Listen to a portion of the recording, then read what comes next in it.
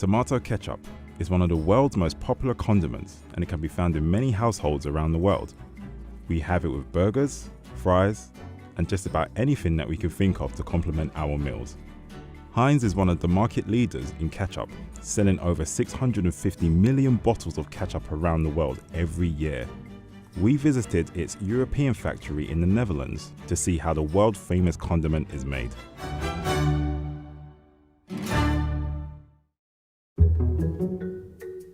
Here in Elst we make sauces for the Kraft Heinz company. Our main product is ketchup, that's 70% of what we do. We make about 1.8 million bottles a day, and that relates to about 175,000 tons of ketchup a year. The ketchup making process starts here, where crates of tomato paste weighing 1,300 kilograms are transported from the Heinz warehouse using automated forklifts. The crates are opened and then go to the paste dumper, where these huge rolling pins squeeze the paste out of the package.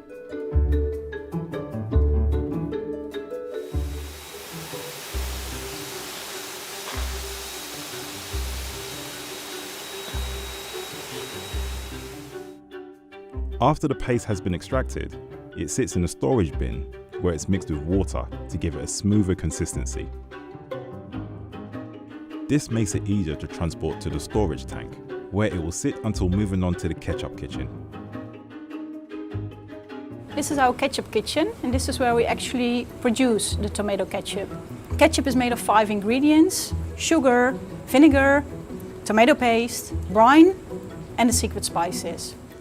The spices are dosed by hand. We dose everything, we mix it, and afterwards it goes into our process. The process is mainly about heating the ketchup and then cooling it down. Afterwards we fill it into the bottles. But before any ketchup can be shipped, each batch must be rigorously tested through this contraption, which Heinz calls the quantifier. This is our quantifier. It's a method where we measure viscosity of our Heinz tomato ketchup. It's a methodology that we use in all our ketchup factories, so that we compare the ketchup quality for all the factories. What we do is we put a certain amount of ketchup inside the quantifier, we release it, and we measure how fast it has traveled after 10 seconds.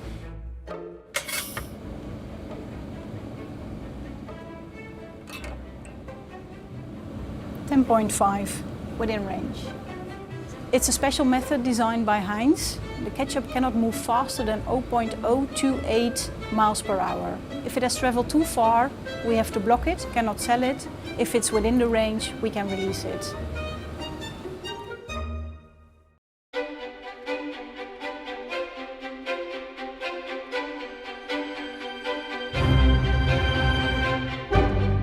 For the empty bottles, they go into the filler. We have 70 filling heads. It's a filler that works by weight. So a bottle comes in, we check the weight of the empty bottle, we fill it to the proper weight with ketchup, and then we check again if we reached the filling weight. The boxes with caps are emptied at the bottom floor by the operator and transported upstairs.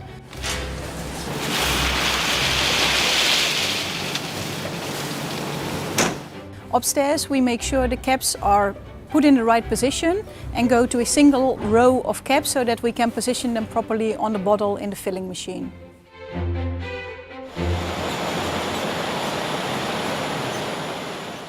And for this bottle we have 3 labels, so we have a neck label, a back label and a front label.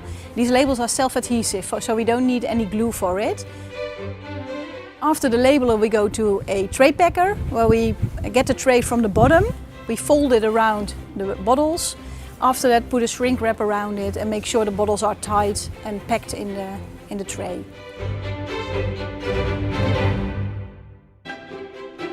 From the tray packer we go to the palletizer, where a robot puts the trays in the right position. And from the right position we make layer for layer on the pallet.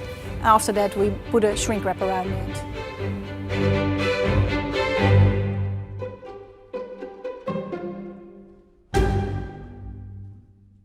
Now that we've seen how its iconic ketchup is made, how did Heinz become the prominent brand it is today? Heinz was founded in Pittsburgh in 1869 by a 25-year-old named Henry John Heinz, who began his business by selling his mother's horseradish recipe.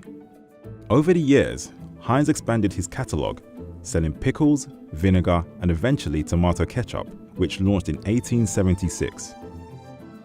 It was a roaring success, and in 1886, the company began shipping the sauce to the UK. Following the overwhelming popularity of Heinz ketchup, Heinz started producing 13 million bottles a year and exporting them all over the world, which explains why you're never too far from a bottle of Heinz tomato ketchup.